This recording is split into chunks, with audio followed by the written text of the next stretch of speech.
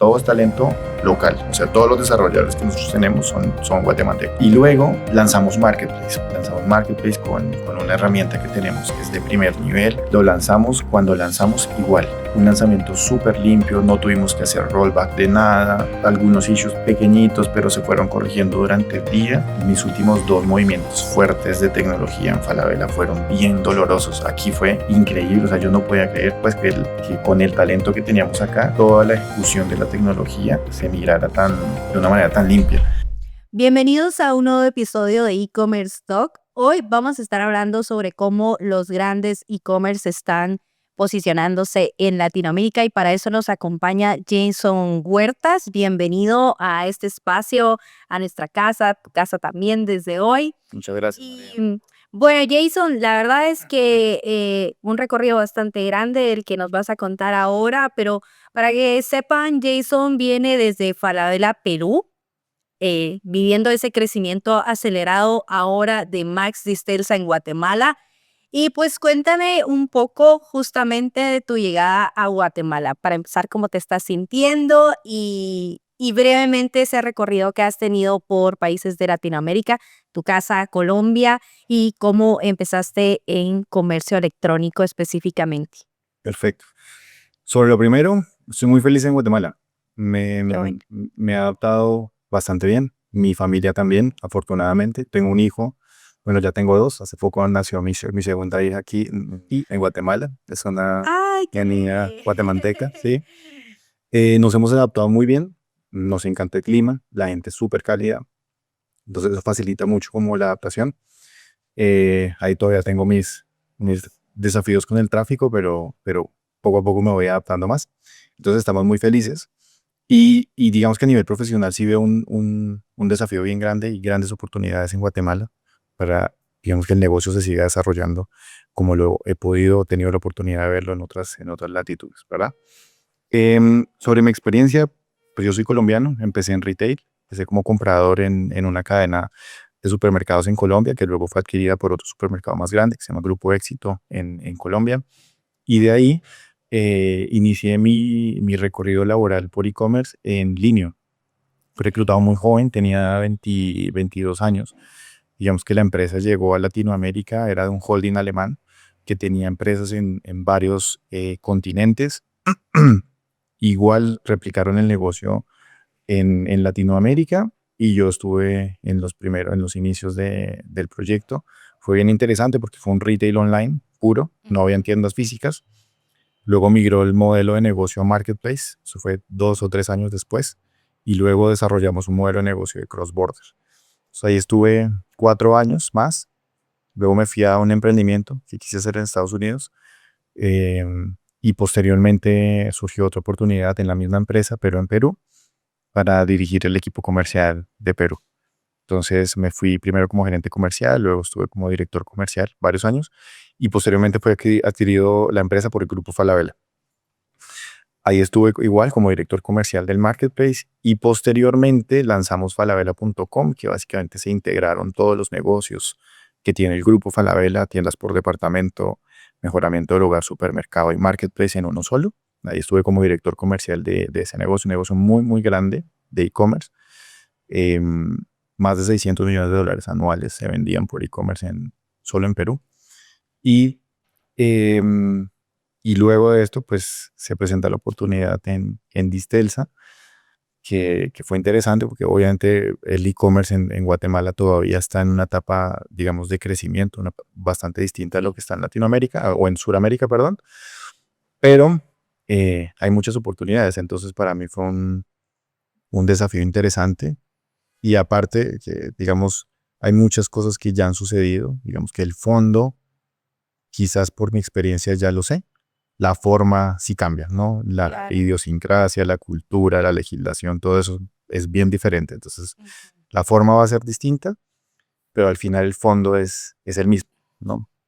Es un poco eso sobre tu pregunta. Muchas gracias. Vamos a hablar mucho sobre eso, de cómo la región latinoamericana, aunque está permeada, digámoslo de alguna manera, por otras economías globales, ¿verdad?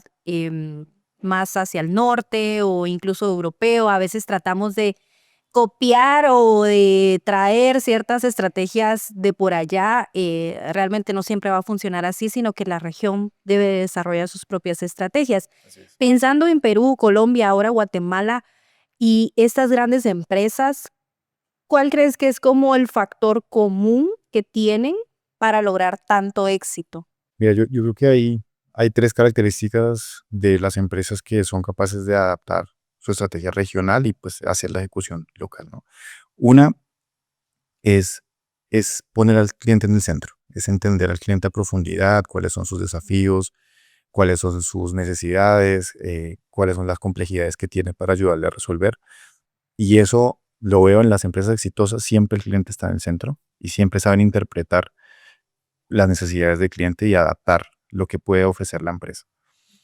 Dos, poco la agilidad en la toma de decisiones, ¿no? Las empresas cada vez que van creciendo se van volviendo más burocráticas.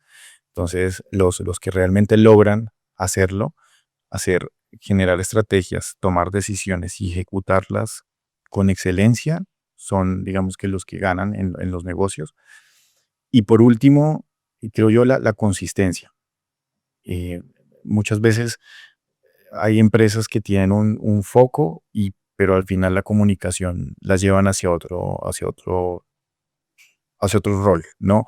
Entonces, un poco, para poner un ejemplo sobre ese último punto, las empresas que son precios bajos, tipo, no sé, Walmart en Estados Unidos o en México, es una empresa de precios bajos y es consistente en su Claro. retórica, en su comunicación al cliente, pero también a la interna. Es una empresa que es eficiente y para poder llegar a precios bajos tiene que, por detrás, hacerlo todo muy bien. Entonces, esa consistencia es la que creo que los negocios exitosos logran tenerla. Ok. ¿Y cuál crees que ha sido un mito que los líderes en comercio electrónico específicamente tienen que romper justamente respecto a si quieren tener ese éxito real en Latinoamérica? Yo creo que un mito que es como muy latente es pretender o pensar que Latinoamérica todo es igual, Claro. ¿no? Y cuando las empresas entienden que puedes tener una estrategia regional, que está muy bien, y una visión regional y para tener una escala de negocio grande, pero al final la ejecución siempre tiene que ser local. Y los países, por más parecidos, entre comillas, siempre son distintos. Y te lo puedo hablar por mi experiencia en Perú, Colombia, de muchas cosas. La geografía es distinta, la legislación es distinta, la política es distinta. Entonces, al final, creo que ese mito de que toda Latinoamérica es igual, hay que romperlo un poco. Hay temas de fondo que sí funcionan muy bien, pero la ejecución puntual se tiene que hacer local y en lo posible con talento local, que conoce más cómo hablarle al consumidor. Claro, tropicalizar mucho. Exactamente. Eh, Cuando son empresas globales, tropicalizar mucho y lo que mencionas del talento, que es muy importante, no sé si has tenido ya el gusto de conocer, pero creo que dentro de la operación de Max Disterza, de hecho, desarrolladores que son guatemaltecos, cuando las empresas tienen esa aspiración, ¿verdad?, de cómo se hace en otros países, a veces está bien copiar ciertos modelos, porque a veces son modelos de que marca la economía, digamos, o sea, como bases de la economía que de por sí, o bases del marketing que va a funcionar en todos los países, pero en la estrategia y en las tácticas tiene que ser local. Sí, Así que así estoy de es. acuerdo con eso. Y si quieres, mira, yo me he sorprendido mucho con el talento local. Y si vamos a los desarrolladores, en Falabella tuve la experiencia, digamos, la oportunidad. Nosotros teníamos unos hubs tecnológicos, uno en Chile Okay. y el otro era en India. Entonces, el CTO de Falabella vive en India. Y cuando nosotros hacíamos migraciones de plataformas o hacíamos desarrollos importantes, siempre pasaba algo, siempre. Y había gente muy talentosa, pero pasaba algo, o sea, era inevitable. Aquí en Disterce yo he vivido dos migraciones de tecnología bien interesantes y muy fuertes. Okay. La primera es cuando migramos nuestro front a tecnología propia, un código propio, pasando de una herramienta que tenemos de back, que teníamos en ese momento, back y front, que era Magento, Okay. migramos el front a nuestra propia tecnología. Entonces fue migrar la página mirar el SEO y todas las URLs y todo eso. Y eso lleva a un nivel de complejidad muy grande. Lo vivimos en Falabella y fue bien, bien doloroso. Aquí yo me acuerdo que la migración la hicimos a las 4 de la mañana y yo me desperté y empecé a ver el chat a ver qué, y no pasaba nada. Y 7 de la mañana y 8 de la mañana hay una migración súper limpia. Todo es talento local. O sea, todos los desarrolladores que nosotros tenemos son guatemaltecos. Y son in-house. Son in-house, exactamente. Y luego lanzamos Marketplace. Lanzamos Marketplace con una herramienta que tenemos que es de primer nivel. Lo lanzamos cuando lanzamos igual. Un lanzamiento súper limpio, no tuvimos que hacer rollback de nada. Algunos issues pequeñitos, pero se fueron corrigiendo durante el día. O sea, mis últimos 2 movimientos fuertes de tecnología en Falabella fueron bien dolorosos. Aquí fue increíble. O sea, yo no podía creer pues que con el talento que teníamos acá, toda la ejecución de la tecnología se mirara de una manera tan limpia. Entonces, estuvo bastante bien. Pero yo creo que ahí hay otros aspectos además del talento que sin duda estoy segura que sin el talento no sería posible, pero también a veces creo que las empresas tienen el talento, pero no les dan o los recursos o no les dan los procesos o no hay un líder de gestión del proyecto. ¿Qué más crees que hace posible que ese talento tenga el timing correcto y que logre tomar también el liderazgo de su propio rol y de la ejecución que tienen que realizar para que se haga con tanto éxito? Sí, de acuerdo. O sea, primero la planificación y digamos que prever un poco los posibles escenarios negativos, ¿no? Normalmente uno hace una planificación y espera que todo salga muy bien, pero sí vale la pena explorar esos escenarios que quizás no son tan positivos y que te van a desafiar durante el proceso. Y lo segundo son las herramientas. Y efectivamente, en la empresa, Grupo Estelsa, ha invertido muchísimo en infraestructura, Claro. sobre todo en tecnología y en herramientas que le facilitan a nuestro equipo hacer las cosas bien. Entonces, yo creo que esa mezcla de una buena planificación y de prever como situaciones no, digamos que nos iban a desafiar, más toda la inversión que hicimos en infraestructura, permite que el equipo pueda hacer un excelente trabajo. Grupo Istelsa es de una empresa familiar, ¿cierto? O sea, es una empresa familiar. Falabella fue así también. Te contaba hace poco que vi la historia y claro, muchas personas nos estarán viendo y dirán, pero tienen el presupuesto para hacerlo y tienen al equipo, pero todo eso no se construyó de la noche a la mañana. Así Y es. diciendo que Falabella fue una familia chilena que empezó poco a poco, luego las hijas cuando crecen se involucran y entonces ven la necesidad en el consumidor del tema financiero y así abren su propio banco o su tarjeta. Eh, Dentro de eso, cuéntanos sobre algún caso en el que justo una decisión clave de estas familias, ya con estas empresas a cargo, marcaron parte del éxito que hoy han tenido. O sea, en ese crecimiento que tal vez incluso no fue lineal, ¿verdad? O sea, sé del caso de Argentina, que también lo comentábamos, que tuvieron que cerrar algunas tiendas para focalizar todos sus esfuerzos en los países o en los productos que sí estaban desarrollándose. Ujú. O sea, de nuevo, cómo desde ese inicio se puede tener una planificación, pero creo que a la vez también ya tener como un objetivo de largo plazo de lo que vamos a hacer es grande. Por lo tanto, el equipo que tiene que estar a nuestro lado tiene que ser grande y la inversión va a ser grande en un principio. Sí.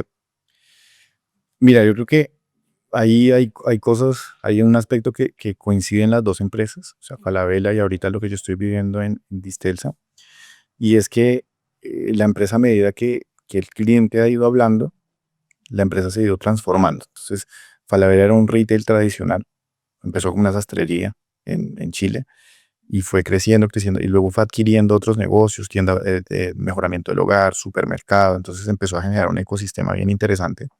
Y es un poco también lo que hace Distelsa, o sea, tiene su negocio Max, pero también tiene Tecnofácil, que llega a un segmento distinto, y tiene una serie de servicios alrededor que le permiten formar un ecosistema y que el cliente, no sé, tenga servicio de reparación para el celular o para instalaciones o alguien que le ayuda en la tecnología, que esté aquí, ¿me entiendes? Viajes Max, entonces empiezan a generar como ese ecosistema.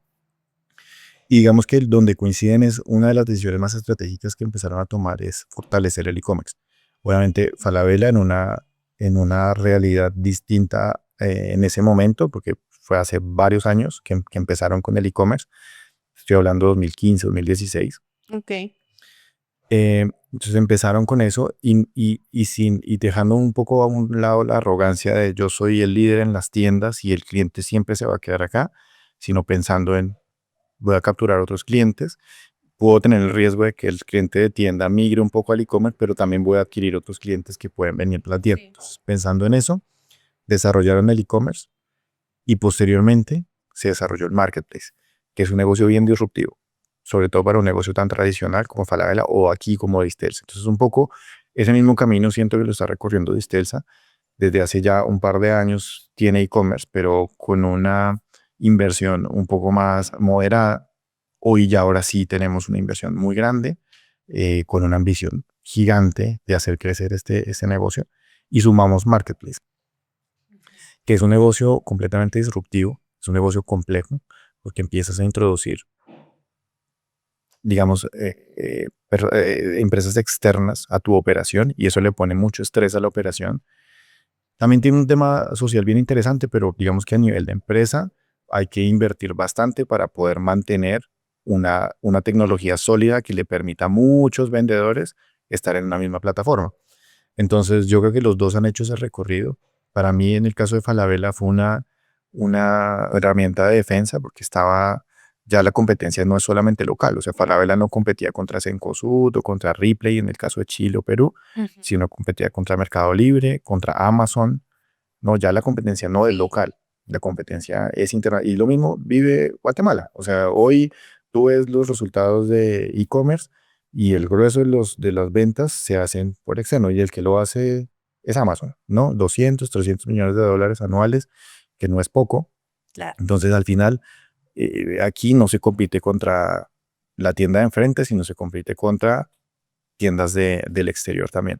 Entonces, un poco esa mentalidad de ir transformando el negocio y transformando el negocio y pensar que en cualquier momento puede llegar un competidor más fuerte, con más experiencia, y sentaron las bases para defenderse. Entonces, yo creo que un poco eso es como mi experiencia y lo que estoy viviendo también ahorita nuevamente aquí en Guatemala con Grupo Estel.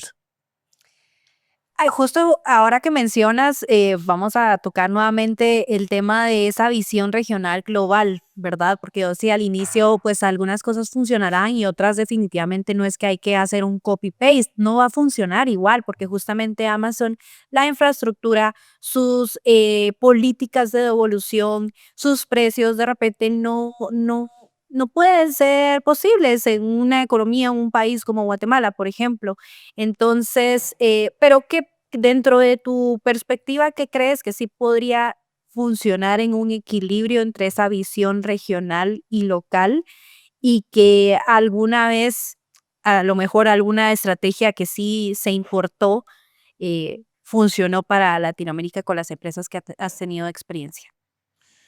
O sea, mira, la visión regional y tener, digamos que, negocio comercial en varias latitudes te permite, primero, tener una visión completa, ¿no? Segundo, hay costos fijos, por ejemplo, de desarrollo que puedes, digamos, Claro. licuar entre varios países y entre todos aportan para que al final el ejercicio sea mucho más económico hacer el desarrollo. Cuando tú eres una empresa que está solamente en un país, probablemente esa carga de desarrollo es fuerte y algunas otras cargas, pero al final la ejecución, hay geografías que son distintas. O sea, yo no puedo comparar la geografía de, por ejemplo, Colombia y la de Perú.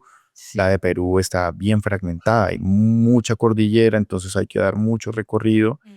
Dos, geográficamente, por ejemplo, y quiero hacer mucho énfasis en mi experiencia de allá, porque siento que Guatemala también tiene otros temas bien distintos. Colombia es un país descentralizado, o sea, Bogotá es la capital y es la economía, digamos, más fuerte, pero Medellín es muy grande, Cali es muy grande, Barranquilla es muy grande. Tú vas a Perú y Lima, de los 33 millones de habitantes, tiene casi 10, pero la economía funciona desde Lima. Entonces, desde Lima parte todo para las demás ciudades. Segunda, tercera ciudad de Lima a nivel de Producto Interno Bruto es como la sexta o séptima de Colombia. Entonces, es un país que está muy centralizado. Entonces, la estrategia es distinta. Puede que estemos hablando de los dos hablan español y todos tienen más o menos culturas similares, pero al final, el mismo país empieza a poner presión para desarrollar cosas distintas. Entonces, yo creo que es lo mismo que pasa acá. En el caso de Guatemala, uno es un país muy joven, ¿no? La edad promedio de los guatemaltecos, hace poco estaba justo en junta directiva y estaba haciendo una investigación sobre eso, y el 44% está menos de 19 años. Entonces es un país muy joven, que eso hacia el futuro trae grandes oportunidades porque son finalmente los chicos que se van a involucrar laboralmente y ellos sí son los potenciales clientes del e-commerce, ¿no? Sí. Otro desafío que tiene Guatemala es el nivel de, digamos, de acceso a Internet, que todavía es bajo, pero a medida que estos mismos chicos empiecen a sumarse a la vida laboral, pues van a ir adquiriendo, y también la inversión en infraestructura que naturalmente van a ir haciendo las empresas, eso también va a seguir, digamos que mejorando un poco en ese aspecto. Y por último, la bancarización. Igual, los chicos entran a trabajar y se van a empezar a bancarizar. Entonces, al final, la bancarización va a ir creciendo. Todos esos aspectos creo que hacia futuro le dan un buen síntoma al país. O sea, va a ir creciendo, y lo que nosotros estamos haciendo es preparándonos para, en un par de años, que esto realmente explote, estar preparados. Eso sobre tu primera pregunta. La segunda pregunta. ¿Alguna estrategia que sí has importado o que sí importarías? Que tú dices, bueno, esto sí está funcionando en el mercado europeo, en Estados Unidos, esto sí es importante que le pongamos atención y que sí lo podríamos estar haciendo, porque también creo que a veces tenemos este estigma de somos un país pequeño y no lo vamos a poder hacer como ellos, pero tú bien lo dices, o sea, sí existe el talento humano, existe un consumidor que se ha ido adaptando, pero que hoy está preparado y que más bien el desafío lo tienen los negocios, de estar a la altura de ese consumidor que ya compra en el exterior, por lo tanto ya tiene una experiencia de compra que va a estar buscando en la tienda local. Entonces, el desafío está en las empresas. ¿Qué dirías tú que las empresas locales, hablando en Guatemala, sí deberían de estar pensando en su estrategia y que se hace en Suramérica o en otros países? Mira, para mí, el de los negocios más disruptivos y exitosos es el marketplace, ¿no? Ese para mí, y luego el marketplace evoluciona al cross-border. Entonces, haces marketplace con sellers locales y luego empiezas a incorporar sellers internacionales. Aquí hay un par de negocios que lo intentan hacer, pero más como un crawler de Amazon, entonces te da acceso a un portafolio, pero al final la experiencia no es tan buena. Pero para mí, digamos que ese es el futuro del negocio e-commerce en Guatemala. Unos lo vamos a poder hacer, o sea, nosotros ya lo estamos haciendo, y otros se van a sumar con nosotros al marketplace, ¿no? Ya también tenemos otras empresas grandes que están vendiendo a través de Max. Entonces, cuando tú piensas en e-commerce, y tú haces un ranking de los ganadores en cualquier latitud del mundo, todos tienen la misma coincidencia, y es que todos son marketplace. No hay ningún retail puro que sea el número uno de una región, de un país. Nunca, jamás. O sea, en Sudamérica está claro que Mercado Libre gana. Claro. Y Falabella tuvo que hacer marketplace para poder competir. En Estados Unidos, Amazon es el ganador. En Asia, el grupo de Alibaba son los ganadores, Sí. ¿no? Europa, Amazon gana. Y todos son marketplace, coincidimos en que todos son marketplace. Entonces aquí va a pasar exactamente lo mismo. Creo que un negocio de retail más marketplace funciona muy bien. Y para llevarlo a nuestro caso, como digamos, virtud de grupo, la capilaridad que nosotros tenemos genera para el cliente mucha conveniencia. Entonces, al final del ejercicio, lo que ocurre o lo que ha ocurrido en Sudamérica es que el cliente empieza a migrar un poco esa necesidad de tener siempre un precio más bajo y lo empieza a compensar un poco por conveniencia. Si me entregas más rápido, te valoro mejor. Si tienes el mejor surtido, con eso no me tengo que ir de muchas tiendas, sino en una sola tienda. Hago un solo carrito, pago un solo envío, puedo comprar todos mis productos. Si tengo muchos lugares para ir a recoger, o sea, tengo muchas opciones de recojo, de entrega. Entonces, al final, eso es lo que, digamos, en nuestro caso, estamos construyendo aquí en Guatemala.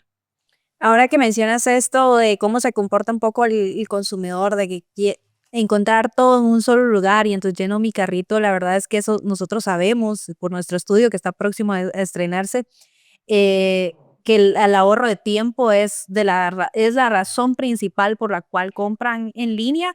Pero ¿has visto algo interesante del consumidor justamente ahora que estás en Guatemala? ¿Has visto algún aspecto que ha cambiado? Ayer también alguien me mencionaba, ¿será que en el Día de las Madres se siguen vendiendo más electrodomésticos o ya se empiezan a vender otros productos? Mi mamá, por ejemplo, me pidió una bocina de una marca específica. Ese es el regalo que quiere para el Día de las Madres. ¿Has visto aspectos así interesantes en el consumidor digital guatemalteco? Todavía, es que todavía llevo poco tiempo, llevo seis Claro. meses, entonces todavía, sí es un consumidor mucho más tradicional, Mm. ¿no? Cuando yo veo el histórico de las ventas del Día de la Madre, efectivamente son electrodomésticos y línea blanca, que yo ya había, o sea, digamos, en mi experiencia ya eso se había acabado. Aquí lo que se vendía era belleza, era salud, era deportes para las madres, era ropa, y los electrodomésticos ya habían pasado a un segundo plano en Sudamérica. Aquí yo creo que poco a poco va a ir cambiando, quizás este año em, lo vamos a ver distinto. En nuestro caso, digamos, nuestro desafío más grande era llegar al Día de la Madre con un portafolio mucho más extenso de otros tipos de productos. Entonces, si tú entras hoy a Max, ya tienes todo dermocosmética, tienes perfumes, tienes relojes Bulova, Casio, Tissot, de un montón de marcas, tienes productos deportivos. Entonces, también como compañía estamos transformando un poco eso y llegar al cliente con otro tipo de productos para las mamás y que cambie. Y que Yo eso fue gracias al marketplace. y fue gracias al marketplace, exactamente. Y que hasta ahora ni siquiera lo hemos lanzado oficialmente. Ya Sí, tenemos. eso te iba a preguntar. Me habías comentado que actualmente lo están haciendo por invitación a las empresas. Sí, solo por invitación. También porque Max es una marca reconocida, es como sinónimo de confianza, la gente como que la tiene como una expectativa muy alta de cumplimiento y de servicio y queremos que los partners que tengamos dentro de la página web cumplan con esos estándares. Por eso un poco hoy, quizás en el futuro pueda cambiar, pero hoy es solo por invitación. No hemos hecho el lanzamiento oficial, pero ya tenemos un número de productos bien interesantes. Entonces vamos poco a poco. Yo que creo que va a seguir pasando es que cada vez el precio, digamos, siempre va, o sea, porque la primera concepción del cliente cuando compra en e-commerce es que consigue una mejor oferta. Claro. Y es una realidad. O sea, muchos negocios hacen mejores ofertas en el e-commerce versus su tienda física. Nosotros discrepamos un poco en eso. Queremos que la oferta sea unicanal y que el cliente simplemente elija el canal. Ok. eh, pero va a ir migrando a la conveniencia, a quién me entrega más rápido, De en acuerdo. dónde encuentro todo lo que yo necesito, dónde puedo tener más opciones de entrega, me puedo programar mi entrega, puedo ir a la tienda cuando yo quiera, puedo ir a la tienda más cercana y un poco eso es lo que estamos trabajando en. Porque sabemos que el cliente va a mirar para allá porque fue lo mismo que pasó en Sudamérica. El precio era, cuando hacíamos los estudios de mercado, era el primero. Precio, precio, precio, envío gratis y de ahí otros factores. Y luego fue migrando y digamos que temas relacionados a conveniencia se posicionó de Claro. primero. Entonces, nosotros estamos enfocados en construir eso hoy. Ok. Ok, sí, que el consumidor de repente ya no va a ver tanto el precio, sino la conveniencia. O sea, me lo regalaron más rápido, hay variedad, hay opciones, si quiero puedo ir a la tienda, me lo envían a casa. Exacto. Sí, creo que justamente esa es una de las tendencias que vamos a ver en el consumidor guatemalteco. Y de nuevo, no hablamos de que es porque hay que ver el caso de Argentina, el caso de Chile puntualmente, Perú. em, que somos países que hemos tenido nuestros golpes económicos, ¿verdad? Pero justamente ahí es donde entra muy importante el tema del financiamiento y de otras opciones que no golpeen tanto al bolsillo del consumidor, sino que más bien con todos estos beneficios, otros beneficios que le das, pues al final se termina ahorrando, porque ahorrarse tiempo también es ahorrarse gasolina. Entonces, Exactamente. yo ya lo pienso, como a veces no hago el súper que voy, sino que lo pido a través de una aplicación y digo yo, lo que estoy pagando de envío es lo que pagaría por irme a meter al tráfico, parqueo a veces, entonces mejor que me traigan si ya me pueden traer Y, mi y cu- supermercado. cuando vas por el lineal, siempre pones cosas en tu carrito que no necesitabas. Claro, Cuando ya tienes tu lista, simplemente copias, pegas y compras y te enfocas en lo que siempre, exacto, claro, cuando estás en el exacto. supermercado siempre pones más Siempre vas a cosas. gastar un Sí, poco más. Entonces, así es. pues la verdad es que me parece súper interesante, ya casi estamos llegando al cierre, pero antes quiero contarte que tu tienda en línea necesita más que tráfico y necesita entonces clientes listos para comprar. En Minga Digital usamos tecnología y datos para atraer a las audiencias correctas, publicidad efectiva y resultados medibles. Haz que tu inversión cuente con Minga Digital. Ya para ir cerrando, Jason, cuéntame de estas tendencias que estamos hablando, ¿cuál te emociona? ¿Cuál te emociona más para esta oportunidad de lo que viene? Porque me parece que eres un ojo que necesitábamos de esta realidad que traes del sur y que hoy muchos guatemaltecos dirán, sí, pero es que el e-commerce está en pañales, qué sé yo, nos estamos quedando atrás. Se escucha mucho eso, pero yo siempre les digo, no, estamos a la velocidad de lo que nuestra economía, cultura, política nos permite, ¿verdad? Pero hay un futuro, hay oportunidades y siempre les muestro los datos del estudio que tenemos, ¿no? Que muestran que el consumidor ya está comprando, cómo está comprando, qué está prefiriendo y por qué no está comprando. Entonces, de nuevo, la tarea está en los negocios. Si ya sabemos cuál es el dolor y por qué no está comprando, ¿por qué no mejoramos eso? Entonces, Exacto. cuéntame de todas esas oportunidades, ¿qué te emociona a ti? Mira, hay dos. La primera es la omnicanalidad. Eh, Eso va a ser el presente y el futuro. Hemos estado como en un péndulo. Antes era el e-commerce no va a despegar. Llegó el COVID, el e-commerce va a ser todo, o sea, la tienda va a morir. Sí. Y creo que fue lo del otro extremo. Y ahorita estamos en un momento donde ya sabemos que la tienda física va a perdurar, Ujú. ya sabemos que el e-commerce es muy importante y necesitamos generar experiencias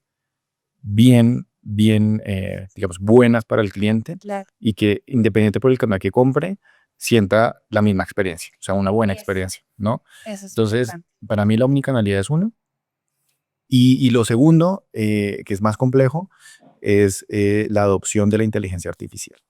Porque todo el mundo habla de inteligencia Claro. artificial y en verdad sí te ayuda con tareas, a tu agenda, a responder correos, a una cantidad de cosas, pero el desafío va a estar en cómo logramos adaptar eso y logramos que nuestro negocio sea mejor a través de herramientas como la inteligencia artificial. Entonces, para mí esos son como dos temas bien importantes que van a ser como muy latentes en los próximos años. ¿Ustedes están integrando ahora en su operación herramientas de inteligencia artificial? Sí, tenemos varias Tienen varias. herramientas para hacer contenido, Sí. tenemos herramientas para corregir contenido, estamos pues trabajando más en temas predictivos, en personalizados, estamos todavía explorando, o sea, hay como muchos temas higiénicos que queremos corregir, pero en Ok. paralelo estamos trabajando con herramientas de más tecnología para un poco prever el futuro. Perfecto. ¿Alguna que nos quieras recomendar?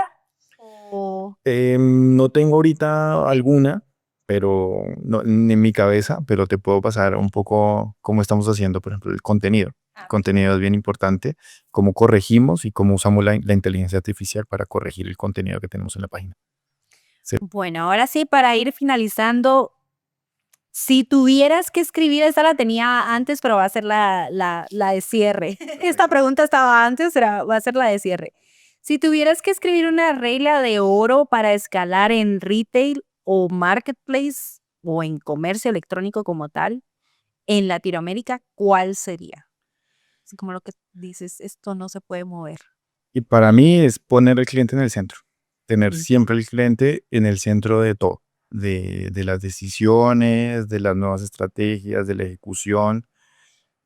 Creo que si yo pienso en las empresas, o las 10 empresas que más me generan como feeling, todas hacen lo mismo.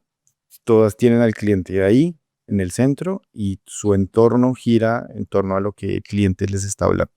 Entonces, para mí esa sería la regla de oro. Bueno, pues muchas gracias, Jason. ¿Algo más que quieras agregar? No, pues muchas gracias a ti por la invitación. De verdad, a mí este negocio de e-commerce me apasiona muchísimo. He tenido la oportunidad de estar en etapas tempranas en empresas bien importantes en Sudamérica y, y ahorita estoy muy emocionado porque hay mucho que hacer en Guatemala. Hay muchas cosas que ya he vivido y que se van a ir dando poco a poco.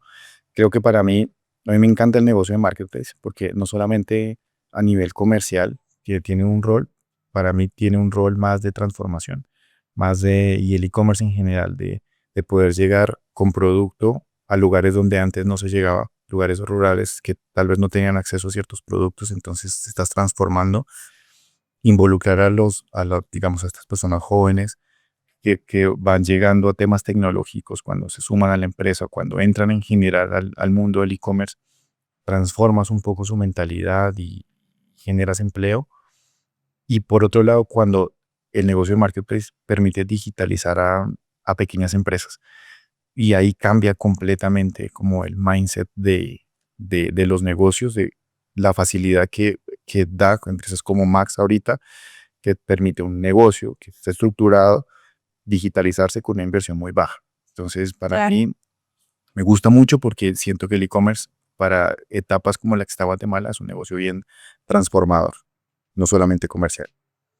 Genial, bueno, pues qué gusto que estés acá, la verdad creo que vas a aportar mucho al, al, al ecosistema, así que bienvenido, muchas gracias y pues a quienes nos acompañan, no se olviden de suscribirse porque tenemos contenido nuevo cada mes, así que nos vemos en una próxima. E-Commerce Talk es una iniciativa del Departamento de Comercio Electrónico de Cámara de Comercio de Guatemala.